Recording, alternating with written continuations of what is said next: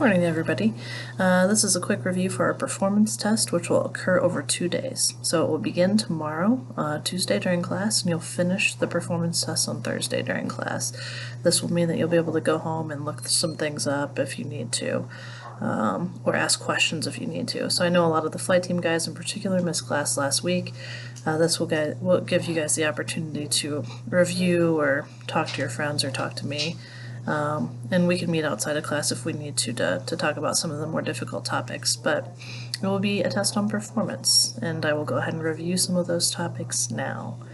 So the first question is multiple choice, and it refers to the gross weight and VSO speed requirements for single engine climb performance. So basically, are you guaranteed single engine climb performance in the Seminole?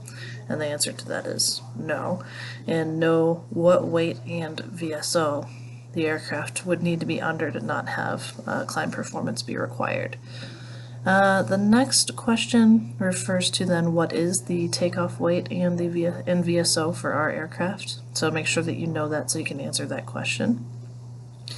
The next question is, when you lose an engine, you lose 50% of your thrust. Does that mean that you lose 50% of your performance? And we talked about in class that we lose closer to 86% of our performance. We talked through some of the math. All that's in the PowerPoint slide. You're going to have to write in the math that proves that we'll lose 86% of our performance. So check out the PowerPoint for that. The next question is, you're going to have to write in the drag penalties for flaps, windmilling prop, and gear extended. Again, look at the PowerPoint, it's in there. The next one is a write-in. What 4 factors should you consider when evaluating how to maximize single engine climb performance? These are 4 very specific things, and they come straight out of the PowerPoint as well. So don't make stuff up for that one.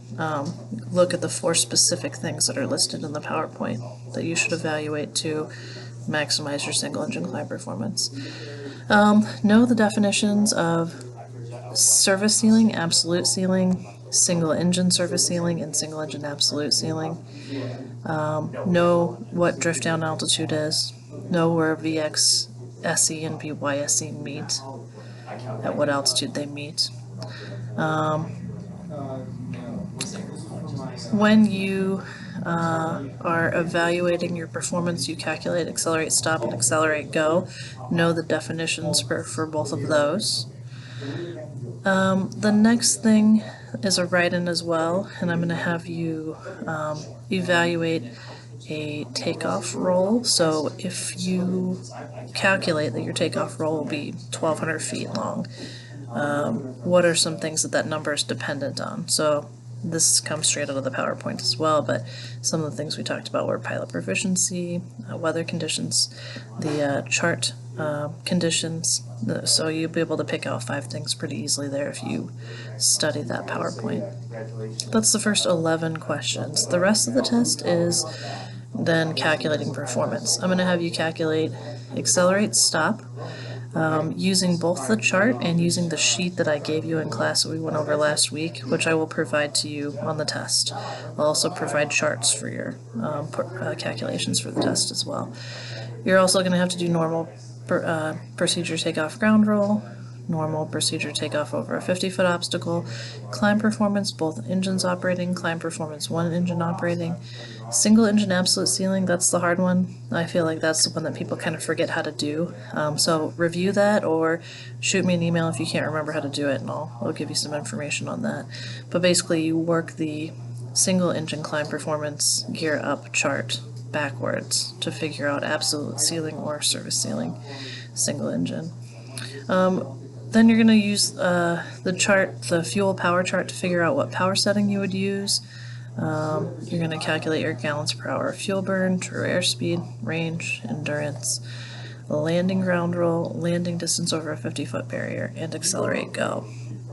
I will provide you temperatures, pressure altitudes, headwinds, weights. I'm going to make sure that you know that you are leaned to best performance using 65% power. So you guys will have all the information that you need to complete the test. And then, like I said, you probably won't finish in the time allotted on Tuesday, but you can come back on Thursday and finish it at that point. I understand that means that you might go look answers up, and that's fine, because I just want you to sort of understand performance well enough to be able to move on and start or complete your flight training. With that being said, let me know if you have any questions.